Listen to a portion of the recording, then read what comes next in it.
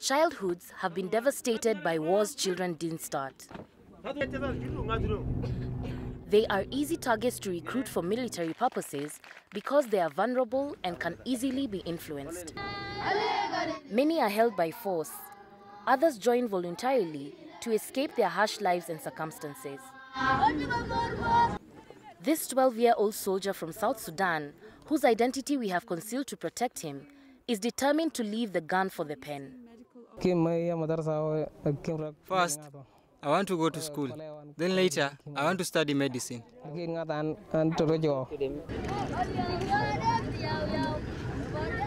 He is among the first batch of some 3,000 children aged between 11 and 17 that were released from the South Sudan Democratic Army, SSDA, Cobra faction late January.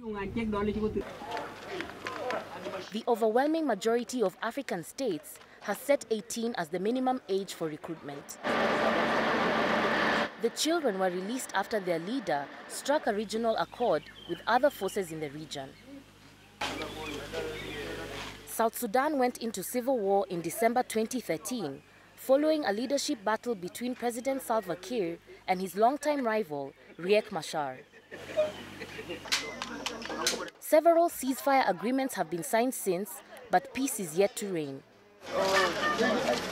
The children who are allowed to lay down their arms are all determined to join society and lead a normal life.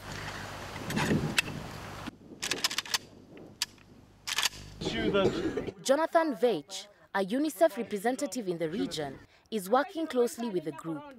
Their biggest desire is education, and they've all told us that. They've never been to school, and they need some support to learn. So that'll be the first thing. We also have to try and treat them, not only their health, but also their mental health, depending on the things that they've seen and the things that they've done during this terrible conflict. The child soldiers have not only taken part in active combat, they also worked as spies, porters, messengers, lookouts, and sex slaves, causing severe psychological trauma. According to War Child, a UK-based non-governmental organization that was formed to prevent the recruitment and exploitation of children in warfare, there are an estimated 250,000 child soldiers in the world today. In most cases, they fight for rebel groups, but some governments also use children in armed conflict. David Yao Yao is South Sudan's former military leader. We do not recruit them by force. It was their own will that, allowed them to enter into the service of the military. It was their own choice. For some demobilized children, it's hard to return home, since they were forced by rebel groups to kill or maim a family member, thus breaking the bond with their community. However, to these 12-year-olds, going home is inevitable.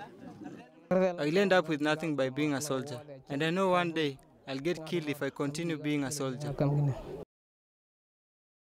Thomas Lubanga, who led the Union of Congolese Patriots in Congo's civil war, was the first person ever to be jailed by ICC in 2012 for crimes of using child soldiers. Even though no government has ever been prosecuted for the crime, countries with conflicts such as Somalia have come out to reinforce the law.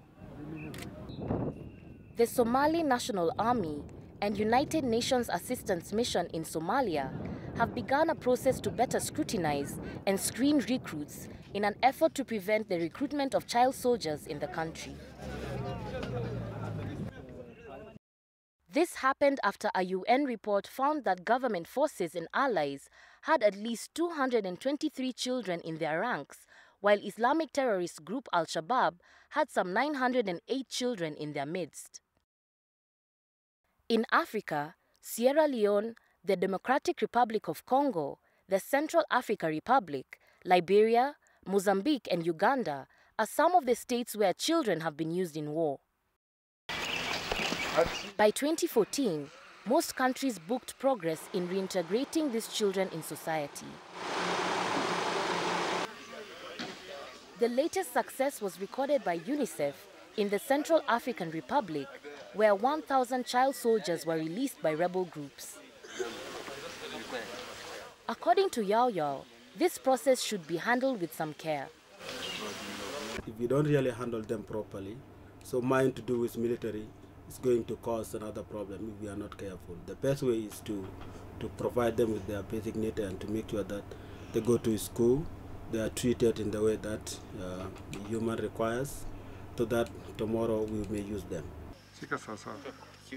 The child rights campaigners, however, believe that the current situation is much better than years ago, and that the recent actions by Somalia and South Sudan are a good step in the right direction to raise a generation of children without war crimes.